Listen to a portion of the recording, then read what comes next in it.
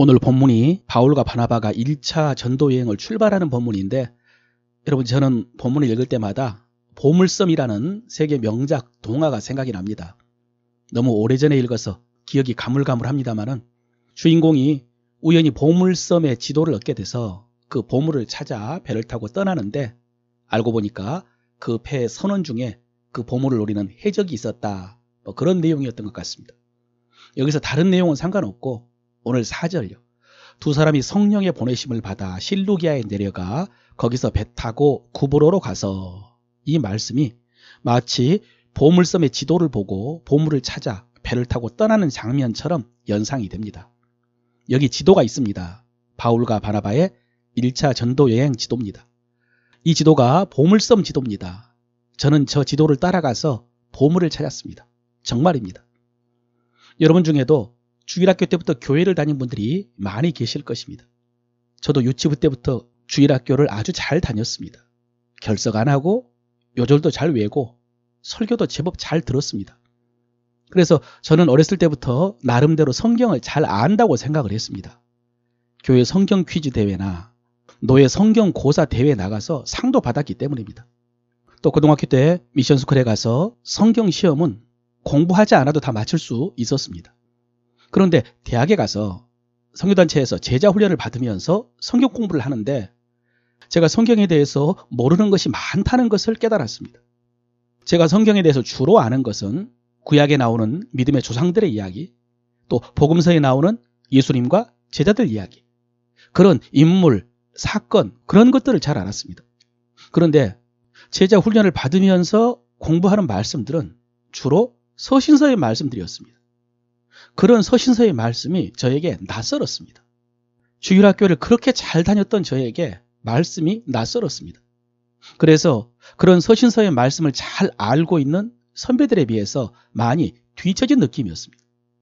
지금 생각하면 너무나 당연하죠.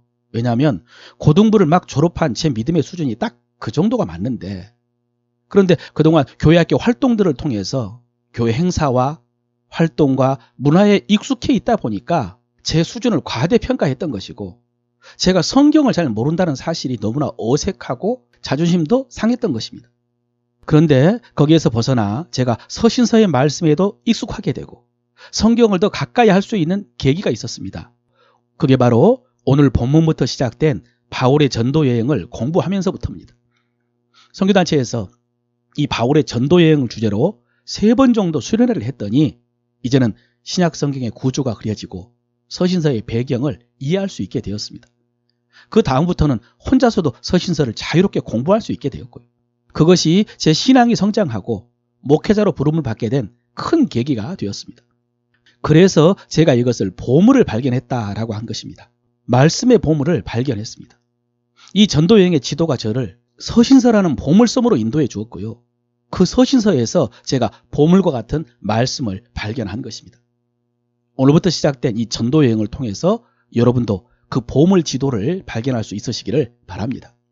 오늘 4절에 보면은 두 사람이 성령의 보내심을 받아 실루기아에 내려가 거기서 배 타고 구브로로 가서 그랬습니다. 여러분, 이 구브로는 오늘날 키프로스 혹은 사이프러스로 불리는 섬 국가입니다. 지중해에서 3번째로 큰 섬입니다.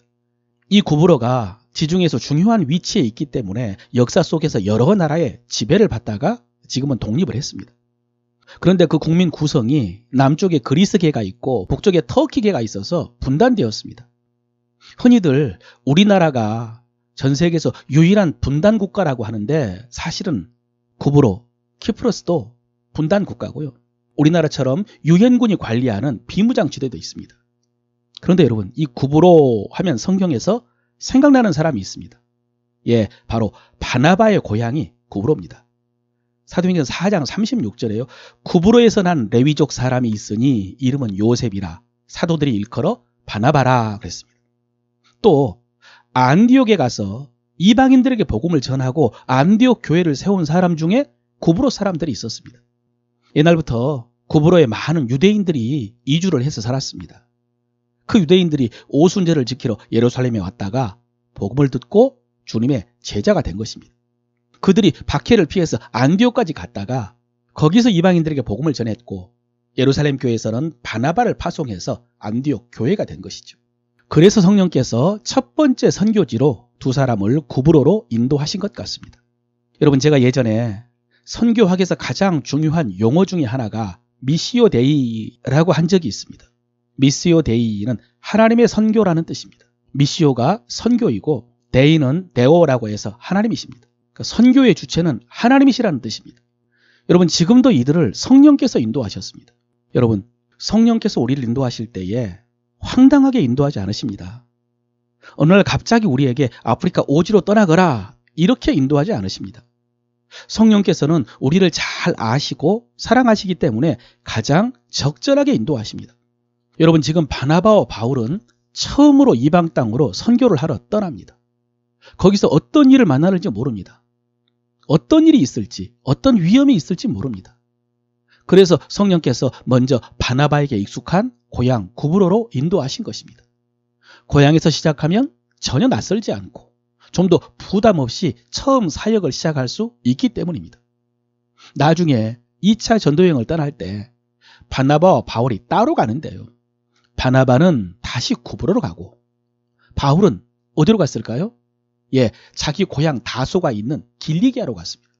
거기서 1차 전도여행 때 만난 디모데를 데리고 인근 지역의 복음을 전하다가 드디어 성령의 인도하심을 따라 전혀 다른 대륙인 유럽으로 인도하심을 받습니다. 2차 전도여행 때.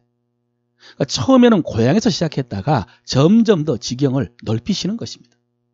여러분, 이것은 주님께서 제자들에게 예루살렘에서 복음을 시작하라라고 하신 말씀과 같은 원리입니다. 예루살렘에서 시작해서 다음은 유대, 다음은 사마리아, 그리고 땅끝까지. 여러분, 우리도 마찬가지입니다. 우리 모두에게도 예루살렘이 있습니다. 구브로가 있고 다소가 있습니다. 그렇다고 우리가 다들 고향에 가서 복음 전하라는 말씀이 아니고요. 우리가 속한 곳, 우리가 익숙한 곳, 우리가 익숙한 사람들이 있다는 것이죠. 그곳에서 그 사람들로부터 시작하는 것이 좋습니다. 사랑하는 성도 여러분, 우리는 다 파송받은 선교사입니다. 그리고 지금 있는 그곳이 성령께서 인도하신 선교지라는 사실을 기억하시길 바랍니다. 그래서 그곳에서 먼저 그 사람들에게 복음을 전하면서 하나님 나라를 전파하시기를 바랍니다. 그러면 성령께서 계속해서 우리의 걸음을 하나님의 뜻대로 인도해 주실 줄로 믿습니다.